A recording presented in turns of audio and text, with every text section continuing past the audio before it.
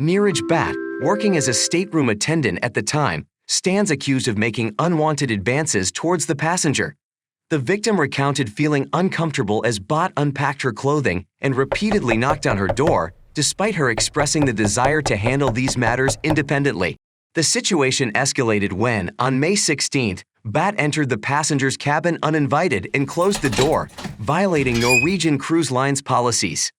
He then proceeded to comment on her legs, offered to massage them, and returned with bottles of lotion and oil. Feeling trapped, the victim reluctantly allowed Bhatt to begin massaging her, hoping he would eventually leave her alone. Disturbingly, Bhatt then requested that she remove her skirt to continue the massage, prompting her to threaten to report him. Watch the full video below for more coverage of this breaking news story.